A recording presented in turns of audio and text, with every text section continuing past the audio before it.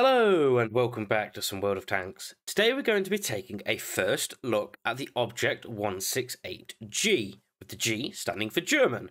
Well, that's pretty odd considering this is an upcoming Tier 8 Premium Soviet medium tank, so the German designation in its name is a little bit odd. But it seems this tank has a little bit of history similar to the T-55A, if any of you know that. But we're going to have a look at this thing's statistics today. We're going to compare it to some similar tanks that are currently already in the game, and I'll give you my overall opinion on whether I think this tank is looking kind of good or kind of useless. Let's get into it. So, let's have a look at this thing's base statistics. Do bear in mind, all of these statistics are subject to change. It's a Supertest tank after all. We may never even see this tank, but let's dive right into it. DPM 2193, pretty average.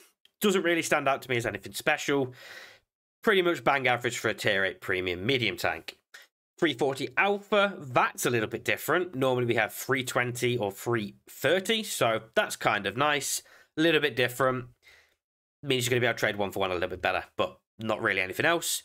Penetration-wise, 227 is going to be the standard penetration with AP. 257 is going to be the gold penetration with APCR.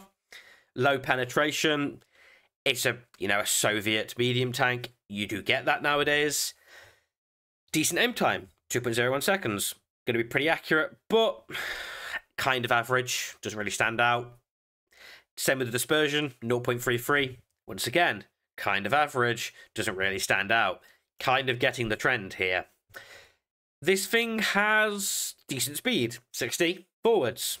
Kind of nice. Definitely not slow, but it's not as quick as some things. But 60 is nice. 18 in reverse is also, once again, nice.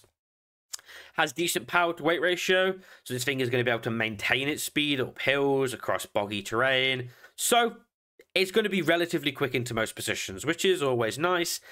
But you have got to bear in mind this thing only has 5 degrees of gun depression. Yeah.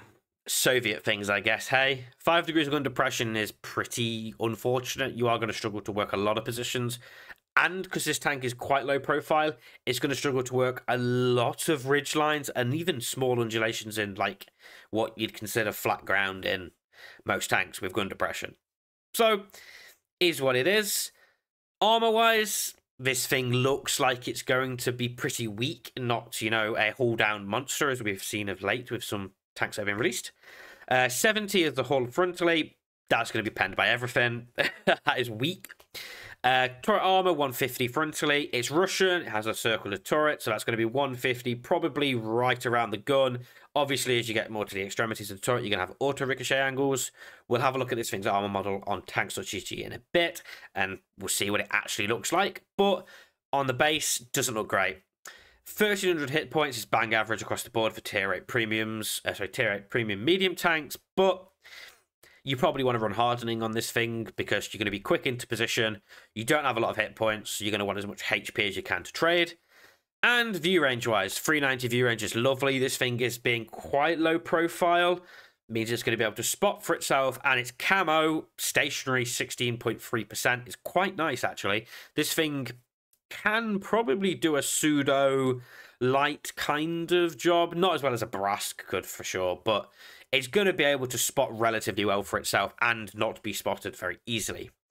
But next, let's compare this tank to some very similar tanks already in the game. So, that comparison, well, it's going to be the Object 168G compared to the CS52 List, the Polish medium tank, and the Iron Arnie, the American loot box medium tank. So, DPM-wise, the 168G is winning straight away. 2193 versus 2086 for the List and 1772 for the Iron Arnie. That's kind of nice. Alpha, it's better. 340 versus 320 and 320. Dispersion, 0.33 versus 0.35 and 0.42. So, already, this thing's looking like it's going to have a decent gun. Kind of sitting average to good kind of area. The List doesn't have incredible gun handling. The Iron Arnie really doesn't have good gun handling. So you can kind of see where it's going to kind of fit in. Aim time, once again, follows that trend. 2.01 seconds. It's better than the List and much better than the Iron Arnie. Speed-wise, this thing is going to be the quickest. 60 compared to 50 for the Liss and 40 for the Iron Arnie. Reverse speed, 18 is not as good as the Liss's 20, but better than the Iron Arnie's 15. So you are going to be able to, you know, work a little undulation relatively well quite quickly. But, you know, reverse speed is not the most important statistic. HP, very similar, you know, literally across the board, all of them have 1300 HP. You run hardening on all of them, or you should, in my opinion, run hardening on all of them. So there's that. View range, it has the same view range as the Iron Arnie, which is a little bit unusual because the Iron Arnie is quite a tall tank, so taller tanks tend to have better view range. This thing's quite low profile, but it still has 390 view range, so that's kind of nice. Armor-wise, base comparison, it's worse out of the other two. The Iron Arnie has a lot of space protection, so that thing has pretty good hull armor. The Liss, 80mm is slightly better. If any of you have played it with or against the Liss, you'll know its hull armor is weak. You can angle it, and it will pull off some funky bounces, and it's probably going to be the same with the 168G, but it's not reliable. Turret armor, it's going to be worse than the Liss. The Liss does have 190, so the Liss does kind of bounce a few shots, not against heavies, pretty much against mediums firing standard, tier 8 mediums firing standard, but 150 will probably struggle to even do that, especially if they hit, you know, around the gun. You would have said it's Russian, the extremities are going to probably be auto-ricochet angles, but we'll look at that next. It's nothing compared to the Iron Arnie's turret, which is incredible.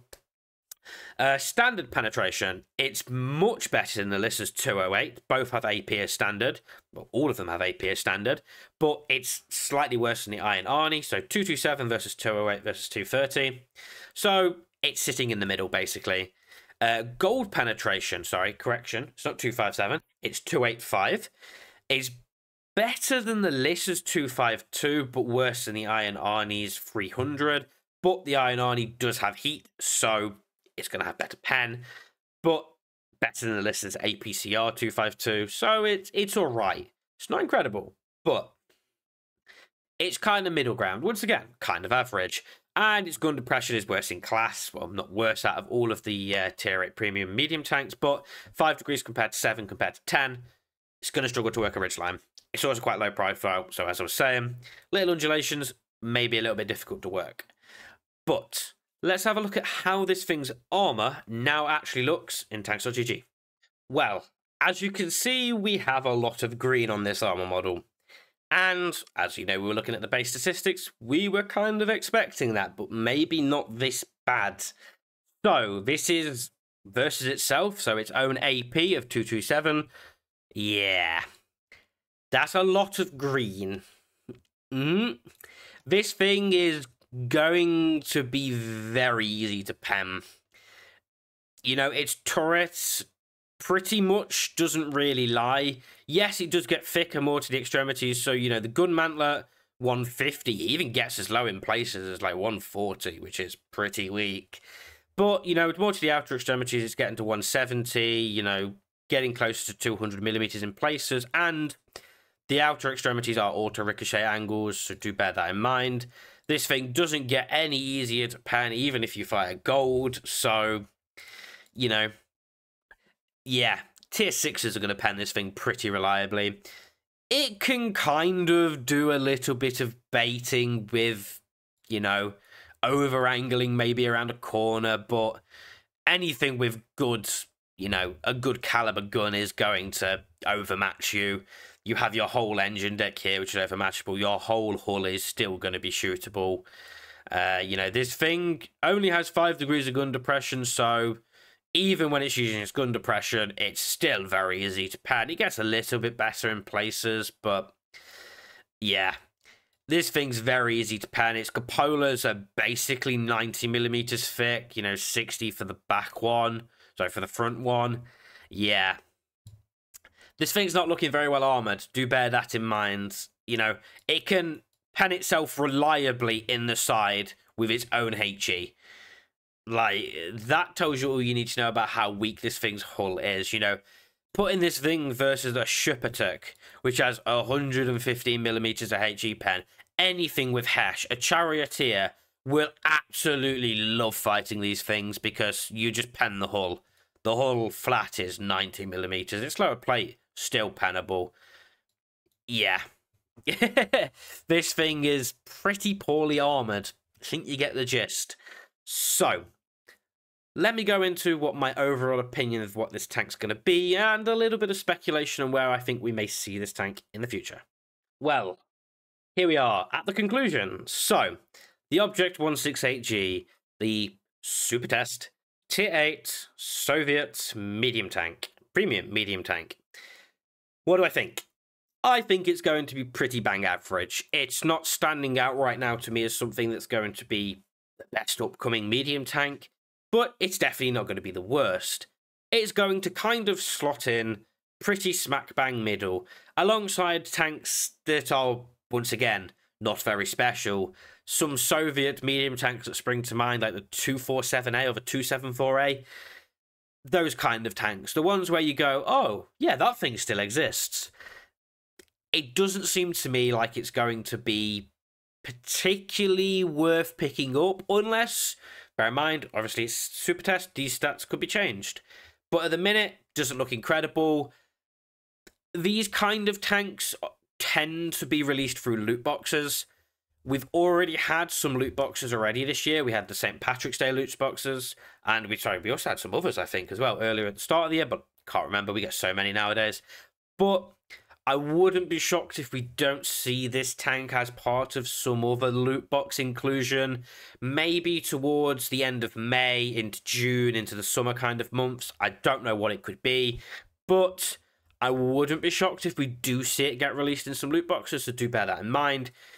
If you are watching this video and, you know, this thing is available in loot boxes and you want to find out a bit more about it, and its statistics are the same, would I gamble for it? No, doesn't look special at all. And once again, do bear in mind, Wargaming have now made a good habit of selling the tanks they have in loot boxes 4, 5, 6 a year down the line. So, doesn't seem special.